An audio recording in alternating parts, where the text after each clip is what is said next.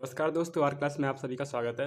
Video start करने से पहले आपको एक सजेशन है कि आप सुबह सबसे पहले एक अपने लिए टारगेट फिक्स करें और पूरा दिन उस टारगेट को अचीव करने में लगा दें।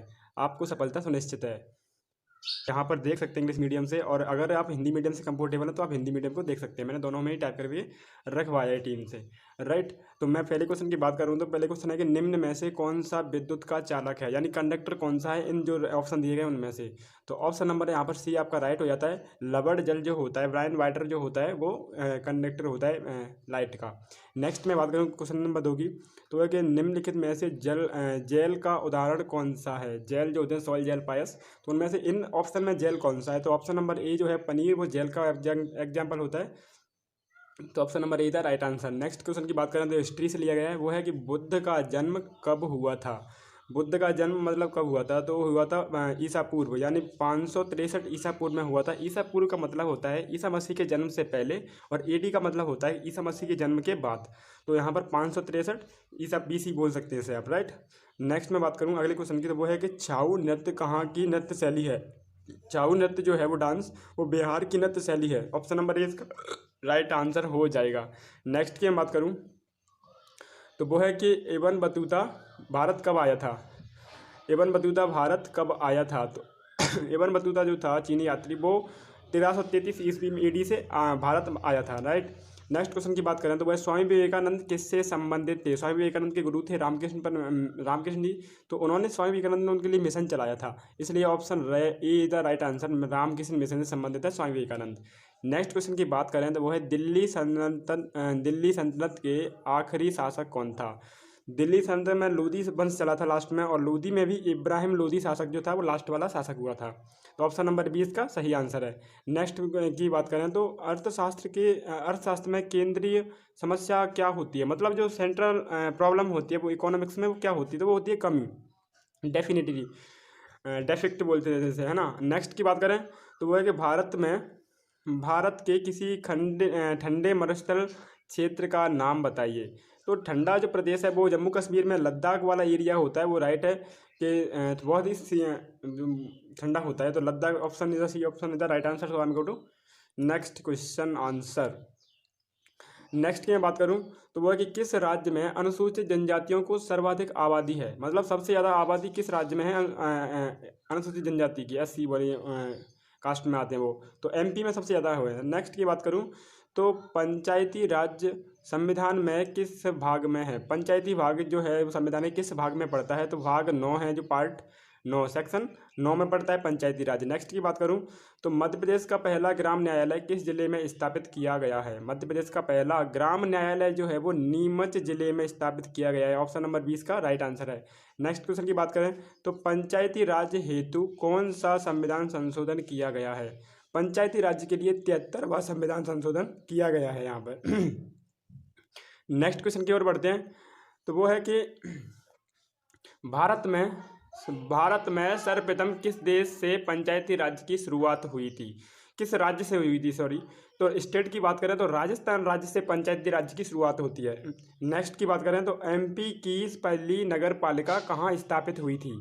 तो पहली नगर पालिका जो थी वो जबलपुर जिले से स्थापित होती है, एमपी की पहली नगर पालिका। नेक्स्ट क्वेश्चन की बात करें तो मध्य प्रदेश में आदिवासी विकास खंडों की संख्या कितनी है। 89 संख्या है आदिवासी विकास खंडों की। ऑप्शन नंबर सी इसका राइट आंसर है। नेक्स्ट की बात करें तो मनरेगा योजना की शुरुआत कब हुई थी। मनरेगा योजना थी वो 2006 में चली गई थी। तो ऑप्शन नंबर ए फरवरी 2006 में इसका राइट आंसर है। नेक्स्ट क्वेश्चन की बात करें तो वो है कि भारत के मूल संविधान में कितनी अनुसूचियां थीं। तो भारत के मूल संविधान में 8 अनुसूचियां थीं। सबसे पहले जो आया था उसमें 8 अनुसूचियां थी। नेक्स्ट क्वेश्चन की बात करें तो मध्य प्रदेश में पंचायती राज अधिनियम कब स्थापित हुआ था। तो मध्य प्रदेश में पंचायती राज अधिनियम जो था वो 25 जनवरी 1994 में स्थापित हुआ था, 25 जनवरी 1994। नेक्स्ट की बात करें तो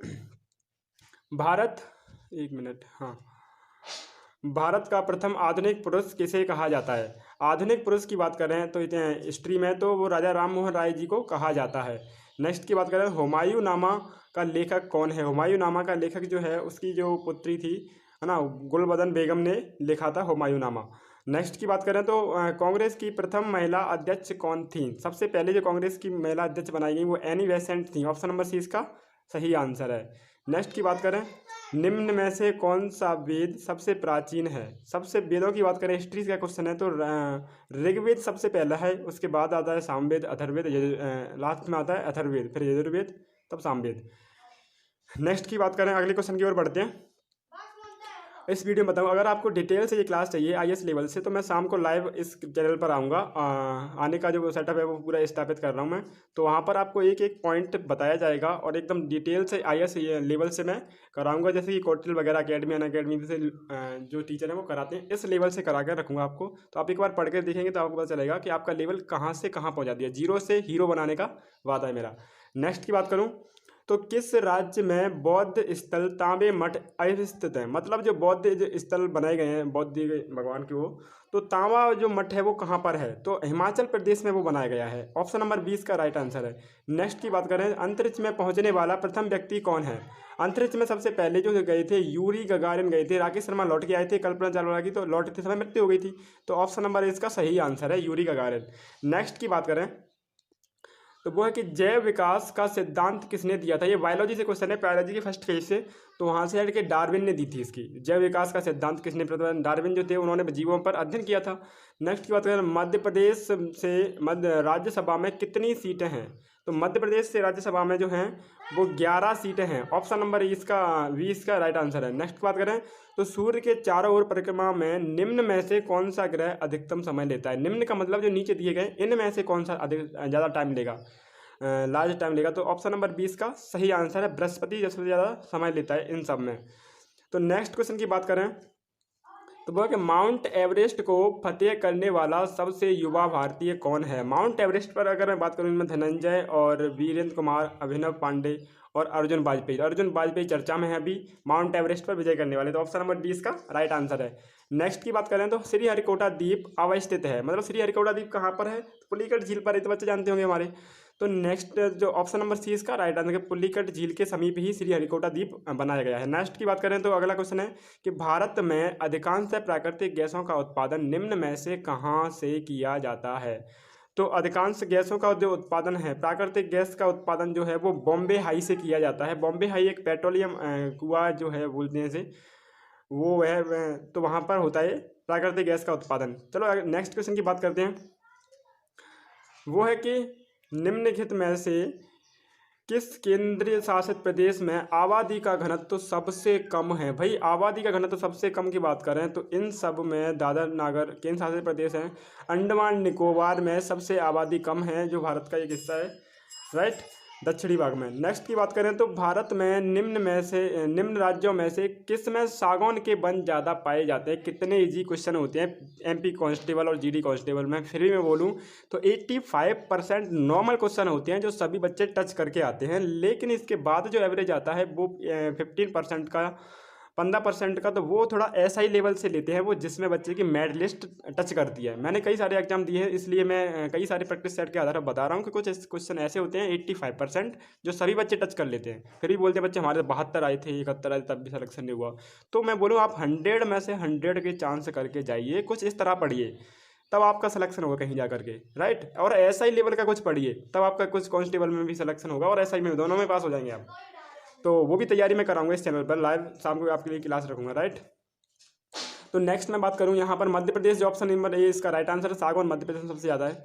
नेक्स्ट मैं बात करूं जैव विविधता दिवस कब मनाया जाता है? अभी जनक पूछा गया तो डार्विन थे, तो वो था 29 दिसंबर को जैव विविधता दिवस मनाया जाता है। ऑप्शन नंबर ए इसका राइट आंसर है। So I am go to next answer. कौन सा सबसे ऊंचा पर्वत है? माउंट एवरेस्ट सबसे ऊंचा वही पर्वत है, इनमें कंचन ये कंचनजंगा, मकालू, ठीक है। तो ऑप्शन नंबर ए इसका राइट आंसर है। नेक्स्ट क्वेश्चन की ओर बढ़ते हैं दोस्तों। 35 क्वेश्चन हो चुके हैं, 40 की ओर मैं बस पहुंचने वाला हूँ। भागीरथी नदी निकलती है गौमुख से, ऑप्शन नंबर 20 का राइट आंसर है। कितने सिंपल क्वेश्चन है। नेक्स्ट की बात करूँ तो वो है कि ट्रांसफार्मर के कोर के लिए सर्वोत्तम द्रव है, सर्वोत्तम, तो वो ट्रांसफार्मर के जो भरा जाता है उसमें नर्म लोहा भरा जाता है। सुटेबल ऑफ द, यहाँ पर आप इंग्लिश मीडियम में है कंफर्टेबल तो देख सकते हैं, the suitable material for the core of the transformer is, तो नर्म लोहा भरा जाता है इसमें, बता दूँ सॉफ्ट आयरन। तो ऑप्शन नंबर डी इसका राइट आंसर है। नेक्स्ट की बात करूँ, कोयले की खानों में प्राय विस्फोट करने वाली गैस जो होती है भाई, प्राय विस्फोट अपने आप विस्फोट जो होगा वो मीथेन गैस होती है वायुमंडल में, उससे हो जाता है कोयले की खानों। ऑप्शन नंबर डी इसका राइट आंसर है कि मीथेन गैस जो होती है उससे प्राय विस्फोट होते हैं कोयले की खानों में।